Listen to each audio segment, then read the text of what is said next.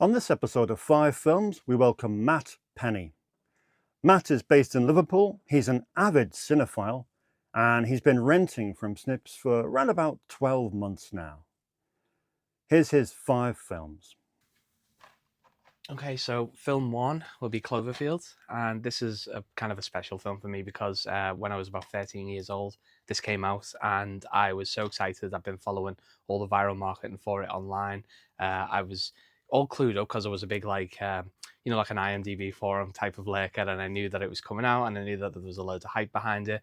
Me just being 13 years old, assuming that I could go and see it, but then when obviously it came out, it was the 15 certificate, and I was a little bit devastated at that point. I was so much of a nerd that I knew that in America it was just the usual PG-13 for whatever you wanted, and I just didn't understand. So I snuck into this one. This was kind of like my first thing that I ever snuck into successfully, and had the time of my life with it, and it completely changed the way I kind of think about like found footage films, disaster films. I think it still holds up to this day. I mean, I only watched it again recently, and this is still, I think, the best of the whole series, and we're still awaiting that sequel, but hopefully that's coming along soon. Yeah.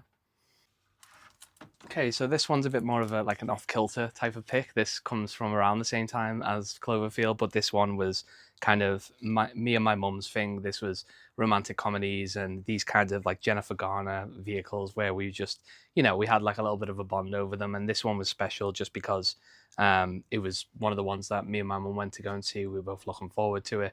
Loved the idea. Loved the idea of if you've seen Tom Hanks in Big, it's that kind of gender reversal on that story, but obviously you get to go from the 80s to the 2000s, so a lot of funny little fish out of water, technological differences. But I mean, this is just such a charming film. I revisited it again with a friend. I love to show new people it because they're all surprised by how heartwarming it still is, and it's very uncynical and of a very like throwback nature. Now you don't get films like this without any kind of irony, or it's just very sweet natured, and if you're looking for something like that lifts you up a little bit, this does the job.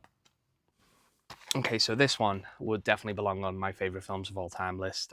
This is probably one of the first big, like, adult grown up movies that I was allowed to watch at my grandparents' house. My granddad had like an entire catalog collection, which is probably where I get my cinephilia from. He had all these VHS tapes recorded off the TV, and I would just know the titles because of a little booklet that he kept. And I loved flicking through that booklet, just reading the titles, not knowing what they were. Obviously, a title like this sticks out to a young kid, and you think this is going to be great. This is going to be like Star Wars, Star Trek, whatever. And then you get to it, and it's just the most outrageous thing. And my first introduction to Paul Verhoeven, who's now just one of my all-time favorites. I mean, you can't go wrong with this with a kid. You can pretty much like go through the entire movie doing okay, and then you get to the end when I had my eyes covered because you get to the big brain bug, and it's just the most traumatizing thing as a kid. And I still can't look at that moment. It's just wired in me. But this is really special for me. It's like probably one of my best films of all time. So out of all my picks, this will probably end up being the most divisive just because of how this is very much a love it or hate it type of film. And when I was a kid, I was into the Saw films. Obviously, this coming from the same stable as the Saw producers, and this one obviously more of a musical this time. Such a strange combination that I had to seek it out and see it. When I was a teenager, I must have watched this about 20 times, and no exaggeration, because I was just in love with the whole aesthetic choice of it. It's got this very grunge, early 2000s, kind of music video style to it, as you'd be familiar with if you've seen the Saw sequels, the same helmets. But I just love this one. I think it gets better with age because it's such a time capsule that I think it's kind of firmly rooted now in 2009, and it sticks the landing for me. It's everything I want from like a horror musical. Just the most bizarre type of combinations, but it still works for me anyway. It might work for you, might not.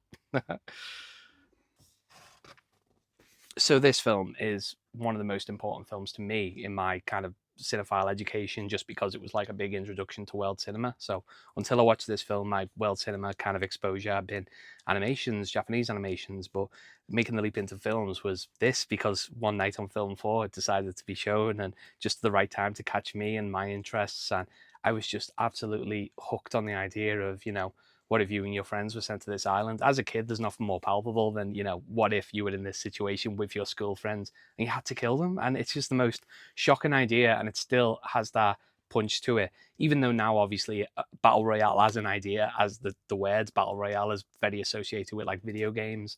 I was delighted when they made the leap into video games as well, but that's such a common thing now. It's strange to think about 20, 25 years ago that, you know, this was such a new concept, and it's still groundbreaking today. And it's had so many imitators, but no one comes close to the original. It's the best.